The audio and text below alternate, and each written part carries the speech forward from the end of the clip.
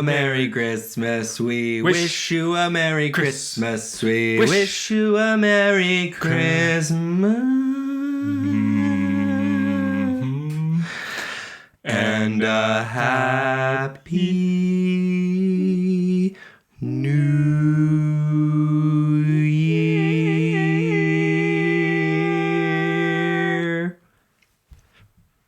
Nailed it. All right. Merry Christmas, everybody. Welcome to the podcast, everybody. It's Christmas movie, Christian movie, Christmas movie. Okay, that's a little much. I've been told I'm a grump. You brought this up a lot in the last 2 days. Well, that's because I've been told I'm a grump by your wife and my wife and kind of generally people around me. I'm not that, by the way. Right. So you put me in situations. Somebody, first of all, has to be responsible. Second of all, somebody, if you're not mad, you're not paying attention. So I dress up today. This was my idea. Yeah. To show my Christmas spirit. Yeah. And now everybody else is a jerk. Oh my gosh. And rightfully, they're all jerks anyway. I didn't like them. Merry Christmas.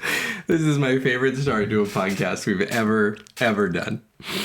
It is Christmas time for all of us, and it is a very special time for us here on the podcast because it is Christian Christmas movies are funny. Yes. Christmas Christian movies are funny. You can say it however you want. I'm not going to correct you. So this month we've really committed to doing Christian Christmas movies. Christian movies are funny is the name of the segment, and it's been our festive holiday season. Yeah. I do think we need like a special logo for it. A little jingle, little sprinkle of snow on it. Yeah. That would put me in the mood. Powdered sugar. Mm-hmm. Look at old Bathsheba's in the spirit. Mm-hmm. Everybody's in the spirit today. I did that. That's what I'm telling you. I know. You're a fun guy. I'm fun. You're a fun guy. Okay. Yeah. I'm not just dad who's mean. Mm-mm. But if you can stop slurping your water, that'd be great. I know. Well, gang, it's the best time of the year. And it's why we've gathered here today to discuss Christian movie. Christian movies are funny is, again, the name of the segment. We're doing Christmas movies. Today we are doing the 2014 Christmas classic, Saving Christmas. Tim, what do we need to know about the movie before we start talking about it? There's a couple of things you need to know about this film before you get into it, which I'm sure many people have already gotten into it because it's Christmas. We have to save Christmas. That's what we're here to do. And this is how you save it. Mm-hmm. We've learned how to save Christmas by watching this film. Quick pause on that. Yeah. I wonder how many movies based on plot could be called Saving Christmas. And I would argue it's like 80%. Yeah. Right? Yeah. Like every movie is essentially about saving Christmas. Every movie ever or every Christmas movie? I like to think every movie ever. I would agree with you on the Christmas movie thing because somebody's mad. Yeah. Somebody's having a down Christmas year. Maybe you're saving Santa doing Santa Christmas. Right. Maybe you're saving your family Christmas. Right. Maybe you're saving your love life at Christmas. Maybe you're going back in time to keep baby Jesus alive. Unfortunately, I think we've seen one of those. Experienced a movie very similar to that. Maybe you left your kid in a city and you have to return to get your kid because if not, you're probably gonna have some like legal issues on your hands. Yeah, and Christmas would be ruined. So save Christmas. You're saving Christmas by going back home. Mm-hmm. I'm sorry, I interrupted you. 2014, Saving Christmas. Yeah, Talk you to did. us. But I don't let that get me down because it's Christmas time. This film. Here we go. This film was directed by a man named Darren Doan. I think that's how you say his last name. Darren. It was also written by him along with Cheston Hervey.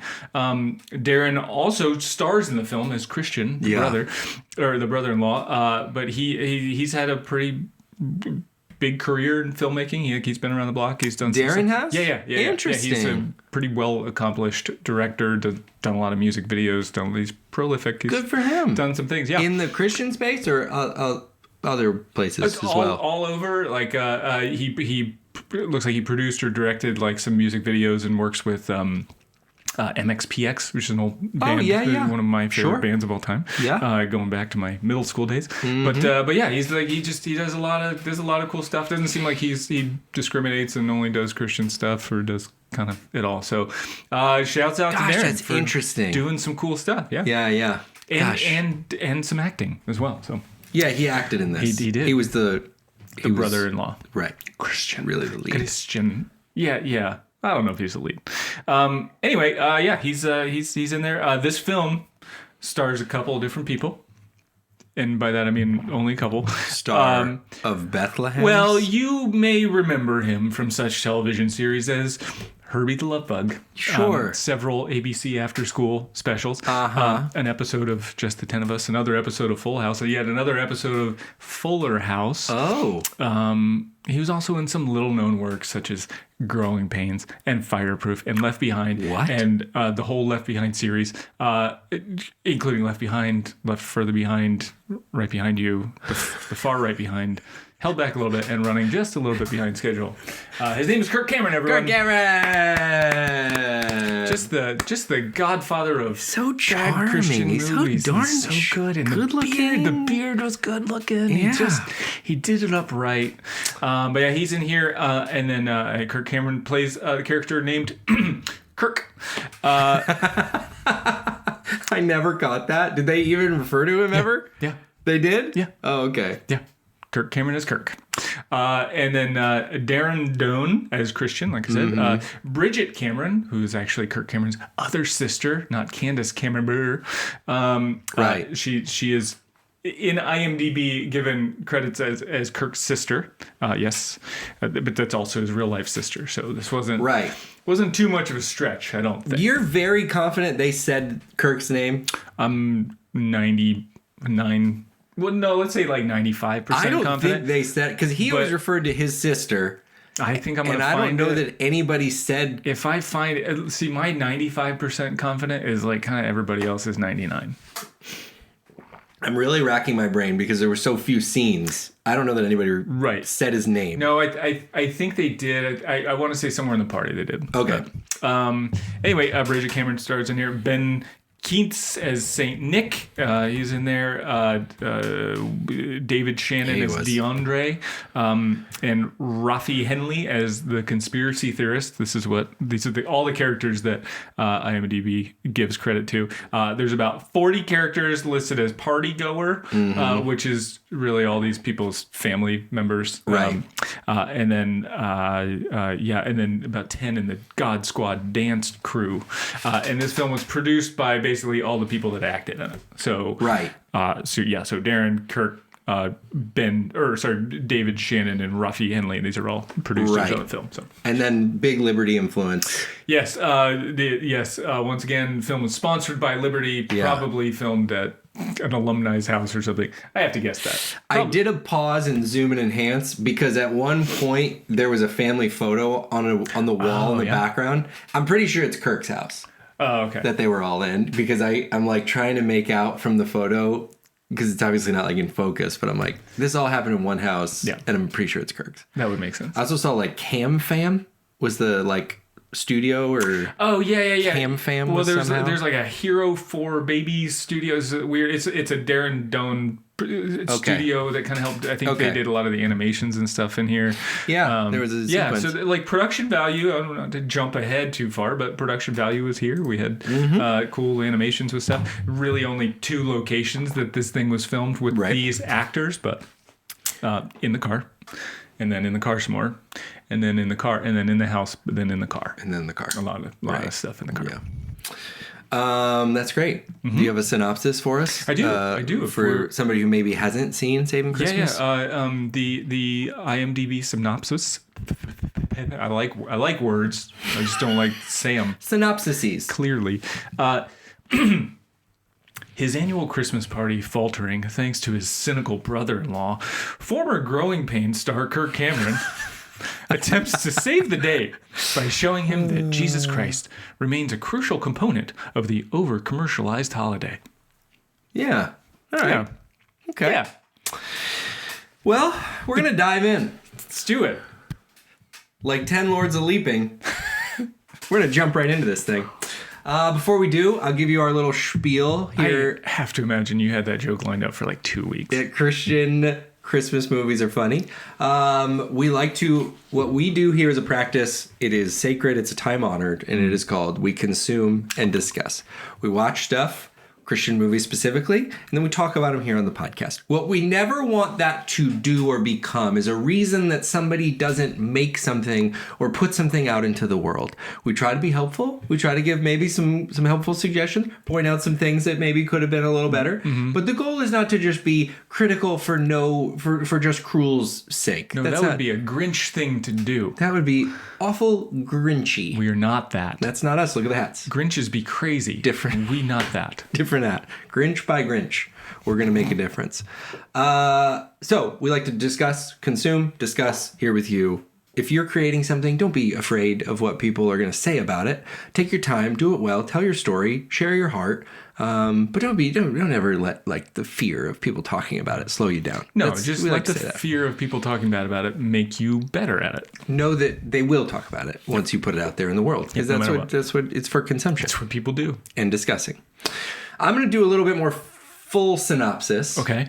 I want to kind of... This is news to me. Tell people this movie's only an hour and 20 minutes long. Synopsis will not be very long. I don't want this to go longer than the movie itself.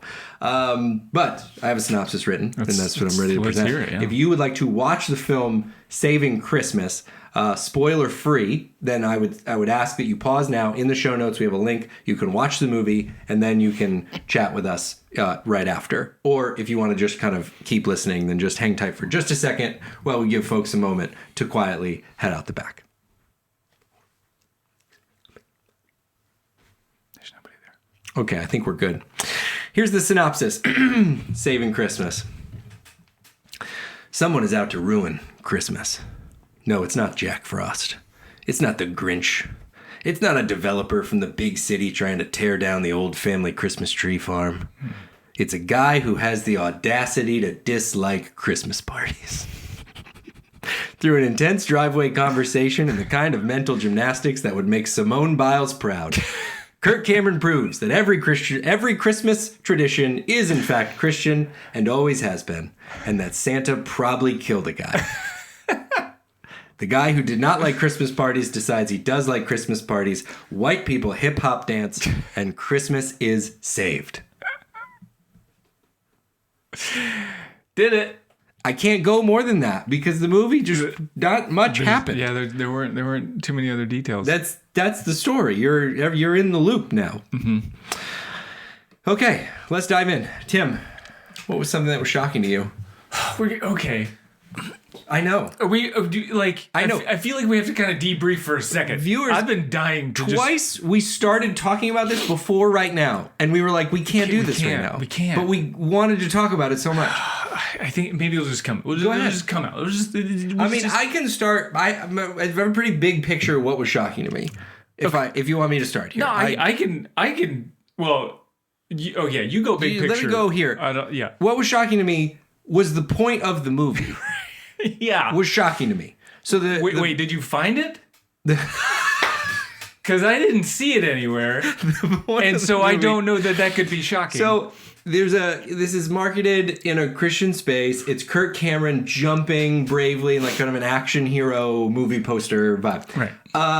My expectation going in is like, we are saving Christmas from the woke people that don't let us say Merry Christmas, and they don't put baby Jesus in the courthouse anymore like they used to, and they don't like. I'm like, all right, that's kind of what we're getting into. We did a movie last year. It was similar vibes. It was like they're taking away Christmas. So I was like, saving Christmas. That's what we're gonna get into. It's not that. No, but the trailer kind of made it seem like that. Right. That's what I thought. It's not that at all. No. It's about Christians who do celebrate Christmas, who don't like some parts of Christmas. Uh-huh. That's who this movie is targeted to. Right. So I think that was just very disorienting to me as I was like, the movie starts with Kirk doing a fireside chat as Kirk, the Cameron, the person, not Kirk the character. Right. Just sort of sharing why he made the movie, Right. which at the end was not very clear why he made the movie. But the target, it just was shocking to me that was who this movie is aimed at, is a Christian who celebrates Christmas but isn't super keen on some parts of it. Right, which is a funny target to go after. And that's, again, I feel exactly the same way. I walk into this going, okay, it's going to be like telling me that we should celebrate Christmas and Christmas is the best and Jesus is the reason for the season. Like, we got it. Even the trailer, he says something about, like, people are saying, like, nobody wants to say Merry Christmas anymore. They're all just saying Happy Holidays and Season's Greetings. What is that? Like, dude, Kirk, people have been saying that for hundreds and hundreds of years. Like, I don't know what to tell you. I don't know what it means either, but that's not like anti-Christmas, by the way. No, I've always been like, just the efficiency of language. There's more holidays. Even if you're a Christmas celebrator, there's New Year's, there's Thanksgiving. Happy Holidays is a very effective term. It's fine. Neither here nor there. Right. It doesn't take away from Christmas, guys. Yeah. You can say Happy Holidays. There's a lot of holidays happening right now. Also, if you say Happy Birthday to me like a month before it's my birthday, that's nice, but it's not actually my birthday. So like Christmas is kind of like a tight. I think it should technically be tighter if we're talking about saying Merry Christmas, like or enforcing it. Yeah. But generally speaking, it doesn't seem like that's it's that big of a deal. Yeah. Also, believe it or not, there are some people that don't celebrate Christmas. I know that's shocking. Right. But anyway, that wasn't the point of the movie. That wasn't the point of the movie. I'm getting all worked up in this sweater. You're not a grump. I'm not a grump. It's just the sweater's warm. Sorry, grump. Okay. I agree. That whole shocking thing, like what do we do in here? Who what are we talking to? And what it ended up seeming like was like an excuse to justify like the whitest Christmas you could ever have. And I don't mean Snow White. I mean like this is just white people doing white people things. And it's like, well, no, see, this is fine. Here's why. And then the mental gymnastics you have to jump through to justify why I'm sipping hot cocoa in front of my fireplace, with all my white friends. I know everybody wasn't white, but like this is just what it felt like. It was really odd. Like I got the impression like was this movie aimed at one person in particular? You know what I mean? Yeah. Like somebody in their life who was being a little like fuddy-duddy about it all. Like this isn't like a general mass audience type of conversation, I don't think. I worked in churches for a long time. There's always somebody who has the points that you brought up in the movie of, Christmas trees they're an ancient Druid tradition, blah, blah, blah. And they bring that up, and then you shouldn't do Christmas trees at a church lobby and blah, blah. They're out there. I don't know that we need to address a movie to them. I don't know. But they're not listening anyway, but there's a lot of people that think a lot of things. They don't all get movies. I know. I was shocked. Yeah. My most shocking moment was very specific. In that moment between Christian and Kirk's sister at the end, it was shocking, disturbing, a little gross, whatever you want to name it.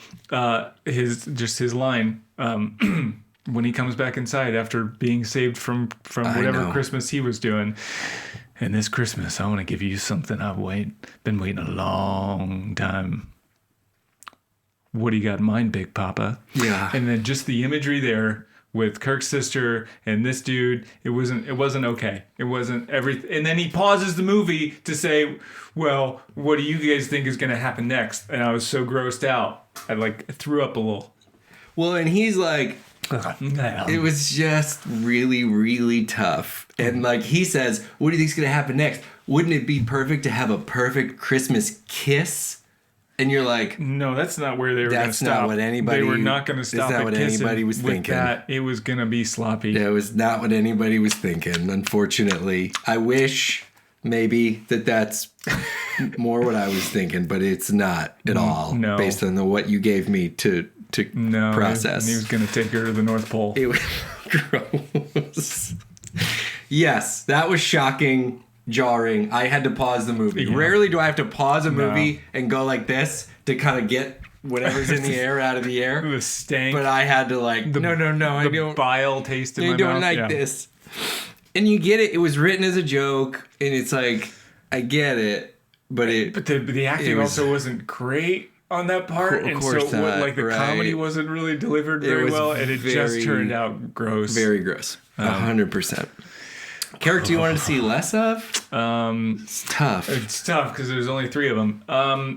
I want to be very particular with this. Yeah. And it was, to me, it was the know-it-all smugness character of Kirk in this film. Okay. And I say less of it, but that's basically the whole film. Sure. And so, like, this attitude of like, I know the story. There's no room in his Right. mind for being wrong or being like maybe seeing it differently, or maybe even listening to his brother-in-law who is having there's some conflict and some tension within about how he feels about Christmas. And he's like, no, you're thinking about it wrong. You're just wrong. I know it all. Wrong. I know this whole story about druids and trees and like, and then the gymnastics that we went through, like, start. Kirk's trying to tell us at one point that I wrote this down. Kirk's trying to tell us the Garden of Eden is a Christmas tree lot, and that in the gymnastics to jump through, the first tree in the garden had fruit that was stolen by Adam, and then the last Adam was Jesus. Because you ate the fruit. Because you ate the fruit, and then you put the fruit back on the tree. Vomit it back up on the tree, and then they put the fruit back on the tree, and that's actually the cross. Jesus is the fruit, and then that's on the cross. So that's why we have a tree, and then celebrating with the tree is cool because the trees are actually future crosses, but we celebrate these because they're not crosses. They don't have to be. They don't have to be because Jesus paid it all, and then Jesus won on the cross, and then Christmas is in December because it's dark, and with the light of the world is shining in the dark, and that's fine. But also Australia, it's not dark on Christmas. It's actually very warm and sunny, and so there's a whole half of the Earth, the planet. I didn't even think about that. 7 billion people on this planet, and half of them, relatively speaking, are below the equator, and it's not dark in that time. So like all of the like know-it-all stuff that he had to do to jam into this story, and you're like, dude, can you have any room for being maybe like nuance or being wrong? Or I just didn't like it. I get that 100%. So I want to tell the viewers, I'd like to talk to the viewers for a second if we can. Be my guest. Because I really think neither of us knew what we were getting into. We've heard of this movie, we've been sent this movie, and I at first thought it was a documentary. I thought he was like doing a documentary of sorts. And then we saw the trailer and was like, okay, so there's like a Christmas party. It's not a documentary. So what this movie is it feels, I was trying to figure this out. It feels like the thing you watch when you're in line at a theme park. Like it's a little bit of a movie in a way, but really it's trying to tell you to like buckle your seatbelt and store your valuables and things like that. Yeah, that's so it's actually not a movie, but there's a person pretending to be someone they're not. Yeah. And they're kind of like going through the motions of acting. That's a really good take. That's what I was like, that's what this is. It's an hour and change.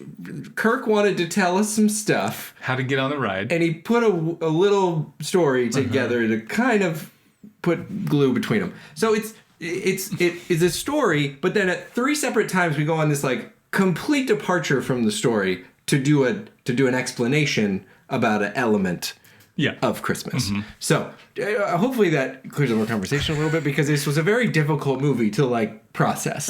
Because you're like, I don't know what I'm really watching. I want to say the character I want to see less of was Christian, the main guy, and all that to say. Harsh. And it was because at times, like, again, the screen time is so little, and he was like giving me serial killer vibes. He's like sitting in the driveway and he would just sort of like drift. He'd be like, we did the gifts everywhere I look. There's this little girl walking with her mom. She's like, I want a gift. She has so much already. And you're just like, okay, is he? I get that. Is he? He's gonna go back in the party. I don't want. Kill them all. We need to. This is above your pay grade, Kirk. Like, he needs to maybe talk to somebody. But I think he was just. We didn't have enough time to flesh the full character out, so he was trying to get off some like angst There's a lot of conflict going on. Coming across real harsh. And then there's bloopers in this movie, which I'm a huge fan of, by the way. I love me some good bloopers. And that's when you find out he's the director, because he's calling shots while he's acting. Mm-hmm. So in my mind, I'm kind of like, that's so tough. He's literally like in a costume doing things like, okay, is the camera rolling? Okay. And then he's kind of like, that's brutal. So I'm not that mad at him, but that was my character I wanted to see less of. That's fair. Character you wanted to see more of? I said DeAndre. I liked him. He was the fun friend. He was kind of the preacher black guy, like kind of had a fun energy to him. I dug him. I want to see more of, but not like too much more of. Right. But yeah, he was like the best caricature of a character in the whole movie. I think, again, there was only 4 to choose from, so he's good. And it's kind of what you want in this, what we're describing is like a lot of energy, a very kind of one-note character, because you're only on screen for 2 scenes. Yeah, so but he does what he's supposed to do with that character. Breaks breaks up the I don't know, smug arrogance of Kirk with the sad, depressing version of it's just different. It adds some flavor to it. It's different. Yeah. So mine was I think IMDb called him the conspiracy theory guy. Yeah. I wanted that more of to him go somewhere. Like, here's a guy. There's a brewing. First of all, there's work drama, which, I mean, come on, who among us? Some good juicy work drama. I don't care that I don't work there. Tell me what accounting did to sales and how the beef. I'm in if it's a good story. So they were going to get rid of Crazy Shirt Friday, and there were big feelings about it. And then there was questions about all the conspiracy theories that were being shared and how Crazy Shirt Friday was somehow connected. And I was like, okay. And then they just kind of like, there was no, never even addressed it again. But so it ended up as one rant. Yeah. His like poem, the conspiracy theorist guy, when he like does the poem and he's hiding behind the mug. Yeah. I thought that was weird. Because somebody was reading their lips. Yeah. I didn't like that. I don't blame you. Again, this was tough to keep our sequence with, because there were 5 characters, but I thought there was, I don't know, give me a good conspiracy theory. I'm into it. No, it's fine. Give me a low point from the film. I'll be honest, the dance scene, the hip hop dance scene at 100%. The end, all the elements of it were so uncomfortable and awkward and bad. I'm not saying don't watch the film because of it, but not miss anything. That hip hop scene was so awkward, and then to top it off, that like Alvin and the Chipmunks version of Gloria, Angels We've Heard on High, like it's kind of a hip hop Alvin and Chipmunks version of it. It just grossed me out. I really like that song, and it was disturbing. It was just as a note. So it was Family Force 5's version, and the last Christmas movie we watched was like also by Liberty, and also very prominently featured a Family Force 5 song. So I was wondering, like, they must have like had some sort of like maybe the Family Force 5 artists went to Liberty or something. Like, they were clearly hyping Family Force 5. They probably, I mean, they could have gone online. They said it out loud in the, like, they did, I'm going to play the song Gloria by Family Force 5. Yeah. Okay. And I'm going to drink my Pepsi. That was also my low point, was the dance sequence. It just was so tough. And it also, not to mention that they're like, it just wasn't good. What was the name of the dance crew? God Squad? God Squad is made like entirely of white women, which is just like middle-aged too. Middle-aged. Not even like, this looked like it was like Crunch Fitness hip hop dance class. I got the feeling 4 that p.m. Yeah, I felt like it was like the producers' wives and girlfriends that were like, let's put this dance crew together. They were clearly having fun. Like, I'm not knocking. I was not. Them having fun. There are things that you can do. When we go on family trips, our family learns a dance and they do the dance, and that's part of the fun of the. We're not posting the dance. That's not what it is. It sounds terrible. For fun. For us to laugh and make fools out of ourselves. Dumbest thing I've ever heard. I'm not a Grinch, though. You're not a grump. The dance, not for nothing, the line between like, I got something I've been trying to give you. And what do you got in mind, Papa? Is right before the dance sequence. So I've never seen a movie go from like, acceptable, it tolerable. is what it it's is. kinda Production's weird to, not bad. What are we doing? Mm-hmm. What are we doing? Like Bottom when fell we out. say land the plane, we don't mean take a nosedive into the Amazon jungle. The pilot of the plane was like, "Oh, I'm done." Please make it a smooth landing. I'm out. Please. And the plane did its thing. That was the low. Yeah, I had the same low point. Yeah. Did you have a high point? I You did. want to share with the class? Very, very, very easily. High point was the old guy at the very end on the couch, and his like 100%. summary of the whole film, everything we just watched and put together, and he goes, "Well, that's why I show up for these parties," and I laughed out loud. Yeah. it was it was just funny. Really good comedy there. They had dropped that guy was present at like earlier. Oh, did they? He was looking for a Christian, and he was like, "No, nobody's in here except for Dave."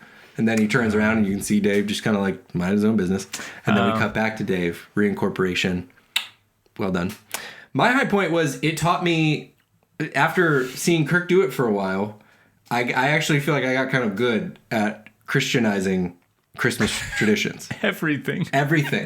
So I'd like to play this game now. I have a couple of examples Okay. if you can't think of one. But if you, I think I can do this, viewers. We didn't plan this before. But if you give me what might seem to be a non-Christian tradition, I can tell you why it's a Christian tradition that's connected to the little red balls that you hang on the Christmas tree. They're For the ornaments. Pagan. Yeah, the ornaments. Yeah, so that's why we do that, is because we have to remember that the blood was red.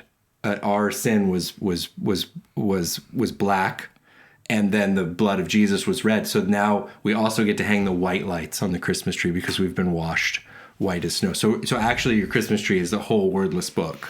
I'll also Start add to that finish. the roundness of it was like the globe, which he's got the whole world in his hands. And it's the globe covered in blood. Covered. Sherwin-Williams paint the world, cover the earth Right. in the blood Right. of Jesus. Yeah. Shop at Sherwin-Williams, get your paint. 100%. Eggshell, preferably if you're doing interior. Paint and primer in one. Blood of Christ. What else you got? Give me another one.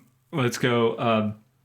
Let's do the just a reindeer on the lawn. Sure. Non-Rudolph reindeer on the You have lawn. a reindeer. You have typical deer that most people are familiar with, but then what you forget with that was that there was a drought in the Old Testament, and it didn't rain for a long time till there was a repentance from the people, and then only then is when it rained. So then it's the reindeer are a reminder that the rain came down and the floods came up.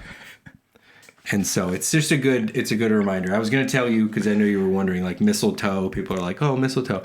It's actually biblical. We're supposed to greet each other with a holy kiss. So that's grounded, of course, in Christian Right, history. that's literally in the Bible. Right. Yeah. Right. Yeah. You have Frosty the Snowman, who doesn't come alive until he puts on the full armor of God. He puts on the hat of helmet. salvation, becomes alive, and he dances here and there around the square. Saying, "Catch me if you can." Saying, You "Catch have me to if you can." knock. You knock, and the door shall be opened.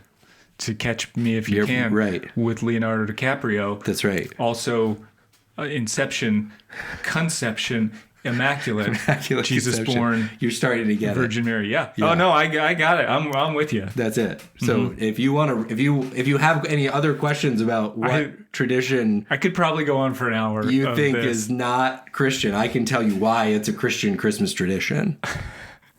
It always has been. So this leads me. This is great because the true scenario in this, what happened in this film. This isn't just us making junk up. It felt like I wrote down that it felt like a positive conspiracy theory. Like everything gets spun. Oh, that is like Right. national treasure, and that. Oh, but that means this. Yeah. And you're like making junk up to justify why you do these things on Christmas, when really you can just tell someone like, hey, just have fun with it. Like it's You not could just hang out. It's just not the end of the world. Yeah. Like it's cool. You can wear a Santa hat. Right. You don't have to have like a religious meaning behind a Santa hat. Right. You can just have fun with it. And don't forget like why we're doing Christmas, but like also a Santa hat doesn't have to be justified and Christianized for it to be useful in this. You can just have fun, believe it or not. So literally what happens in this film when Christian gets converted, I guess, repents of his anti-Christian ways or Christmas ways. Right. He sprints back into the party, slides on its belly into the tree, and runs into all the presents. And then he looks up and he's like, oh, but if you take the boxes of the presents, you draw a line around them, it looks like a city. And oh, see, what better city to have than at the base of a tree, because God gave us a present that's out at the base of a tree. Let's pray. And you're like, no, you can just have presents. I did like there was one cool line, and there was a couple I think that I kind of agreed with, and I wrote it down somewhere, but I can't remember. It was like about a immaterial God coming down and embodying in a material way, and then then it's okay to sort of there's a materialness to this material food and, the stuff, the things of Christmas. I like that too. So I liked that line. I was like, I'm on board with that. I don't know who is like balking at getting Christmas presents, but and at the same time, I kind of wanted to be like, okay, but yes, fully yes. And also, I think the natural tendency of the majority of people is that this does go too material, and kids are asking for too many things. And so if we are pointing out like where, like you say, I completely agree with the point. That is the middle of the road. But if we were to identify where the ditch is closest by way of we're buying too much stuff. Right. We're going too hard on this and really kind of losing some of the thankfulness and contentment that comes with being with family and friends. So then again, this comes back to, I think he's just trying to justify having his like super white Christmas. Like, I want to get my kids a crap load of presents of like Nerf guns. Well, Nerf guns are Jesus would have used a Nerf gun because it wouldn't have killed anybody, because Jesus didn't want to harm people. He just wanted to play with them a little bit. Right. And then he would have multiplied all the Nerf bullets by 5,000 to feed all the hungry people. And then that's why it's okay for me to buy a bunch of Nerf guns for my kids. Like, dude, don't spiritualize. Just buy the kid the Nerf gun if you want a Nerf gun. And I got it. Yeah. And I think there's real tangible evidence to like why you got to just kind of, this is the way we do it. This is the way I do it. Yeah. I put a tree in my living room. I do not feel like I need to explain myself and disconnect it from whatever druid tradition might have initially started it. Because while Kirk is doing this, he takes on Santa Claus. So he takes on the real person of St. Nicholas, which is a historical figure to the best of my knowledge, and does a little history lesson and literally shows us what looks like St. Nick brutally killing a person. I don't know if he killed him. He just like slammed his head against a table. Repeatedly. Might have knocked him out. Characters off frame. St. Nick is bashing what we imagine is this fella down there. And Kirk's like, isn't that holy? Isn't that... We can celebrate this on Christmas. Feels cool, right? We should probably sit on this person's lap and take photos. It's like, I don't know. We made the point better. I think we maybe confused the whole thing. I think it's a great tale, and we'll get to the overall scale in a minute. It's just a great tale of like, if you have someone in your life that likes to argue like this, you don't argue with them. You're not gonna like how that plays out. You just like sort of ignore them would be my move. Right. You say, I'm gonna invite you to the party. Like you're in the group. If your choice is to sit in the driveway and mope, let them. I'm not going to go argue with you about whether Santa Claus is legitimate. Right, because then the premise in here is like it's in the IMDb plot. Like Christian is ruining Christmas. His party is faltering because of his brother-in-law Christian.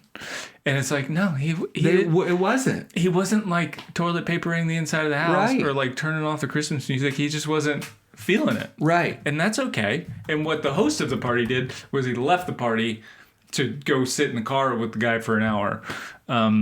Right. And we know practically. But that wouldn't Jesus do the same thing, like a shepherd for there's the one lone sheep that left the party. Well, I and got mean, there's lost, something and to then that. Jesus went to find him. There's something to that. Broke his legs, put him on top of his shoulders. Tell you why there's And candy there's canes. One set of footprints Shepherd hook. was Good where I was shepherd. walking, but Jesus was on my back with the two sets of Joneses were standing that day. Really fell apart fast. Really keep that in mind It this holiday just season. was like, yeah, I think there were two wrongs didn't make a right was kind of my overall assessment.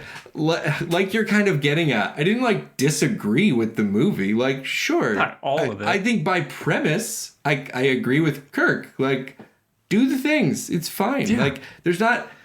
People do. There is a group out there that will make a dichotomous suggestion of like you can either have dinner and Christmas trees or you can feed hungry kids. That's it. Just it. One or the other. Mm-hmm. It's like, okay, well, actually you can do both. You can do one within reason. Right. You can help people that need help. That's okay. Don't spend your money on gifts because you could spend that money on buying gravy for homeless folks. Yeah. Like Sure. that person is out there. And then so not great to be that person.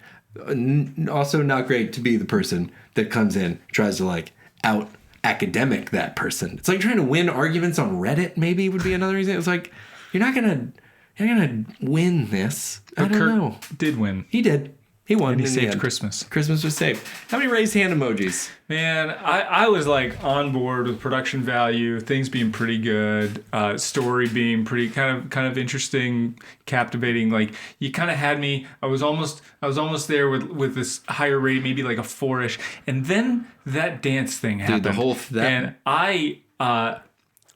I'm down to a 2 with that. Yeah. Two is as high as I can go with that dance scene still added to the film. 2 is right. 2 is right. I can't. You're not really gonna learn anything. And it's really trying to teach you stuff. The story is there's not enough to it. I can't. I'm not trying to. This is when I'm wording a sentence that sounds more critical than I mean it. Mm-hmm. I don't know why anyone would watch this. You know what I mean by that, though? I do, because you don't know who the audience is. Who is the audience? Yeah. So, like, I would say, and I've said this before, I'm on record. We can pull up old podcasts. I like Kirk Cameron. On film, I think he is Right. charming. I think he is likable generally. Right. I think he is natural feeling. They did some outtakes with him when he does his, like, fireside chat at the beginning. He's like... I feel like I would hang with Kirk Cameron. That's why I said my least favorite character was like the smug version of him, because he's got like a very personable, enjoyable character to him as a person. I think I haven't met him in real life, but I think that's who comes out. Nor and then you have get I, this like, well, I'm gonna tell you how it is. I'm gonna tell you how Christmas is. Well, that sure puts the joy back in the holiday, doesn't it?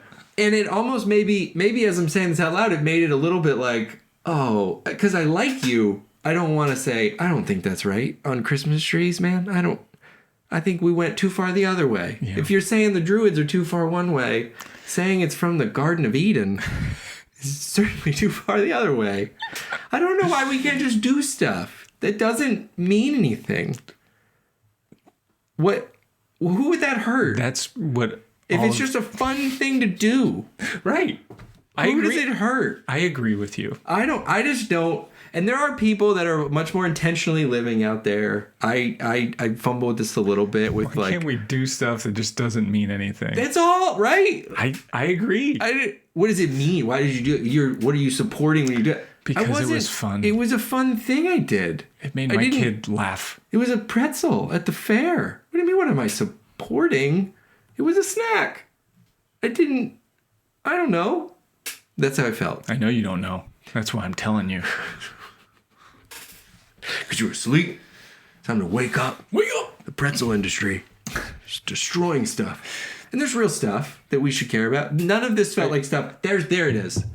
There's real stuff we should be aware of and awaken to. None of this felt like that. Right. It all felt like... And I'll have to go in, but I have a feeling, given the circles that Kirk is running in and the Liberty connections that he's got is that there's pushback on being woke in general. Correct. Which is just being aware of things. Right. And that's literally the point of the movie that he's making, is to make somebody else aware. Of information. That is... Right. He's trying to woke this guy, but in other ways of life, he doesn't want people to be woke because it's kind of detrimental to his way of life. But even, like, that's not fair to Kirk, but that's what I was going to say. I know the circles. Right. I live there. I know. This was not an anti-woke movie, and for that I want to tip my cap. Because that would have been the feeding the base. That would have been the easy sell. Yeah. That's the movie that... Like I said, last year we did with the old Christian comedian. We just want you to be woke in the right way. This one was a different journey that we were all on together. I was very confused about where we were going on the journey. I was also confused. It was like I was driving the passenger seat with the windshield fogged up, and I kind of just had the rear view mirror. Yeah, maybe it's like you're driving through Tennessee, and you're like, oh, I'm in Tennessee. We're probably going to Nashville. And then we went past Nashville. Then I was like, oh, where are we going? And then we kind of stopped in the middle of nowhere. And slid on our bellies into a Christmas tree. Said, we're here. And you're like, oh. It's the Garden of Eden. We're here to pick out your Christmas tree. You were here the whole time. Okay. Okay. Sure enough. That was it. Kirk Cameron's Saving Christmas. Merry Christmas. Ho ho. Hope you enjoyed this time we got to spend together here on the Bible is Funny podcast. It's been a great year. This is going to be our last Christian movie review of the year. Wow.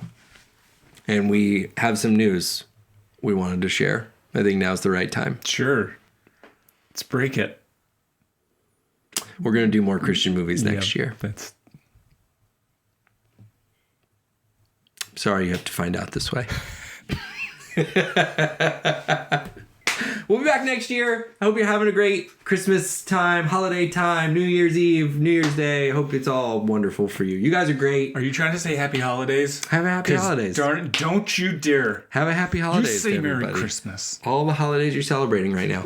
We love you guys. We're seeing like all these Spotify Wraps come in. It's so, I don't know. It's very humbling to me that you spend all this time with us. It's very cool. Thanks for doing that. You should probably spend more time with your family.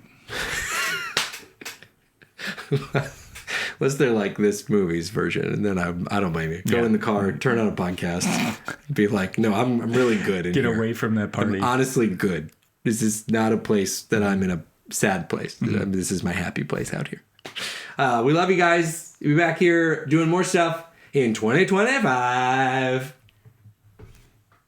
Let old acquaintance be forgot and never come to mind. You're so bad at singing. Let old acquaintance be forgot. Join in. Everybody. And old lang syne. Not a clue. Except for something about acquaintances. Bye, guys. The Bible is for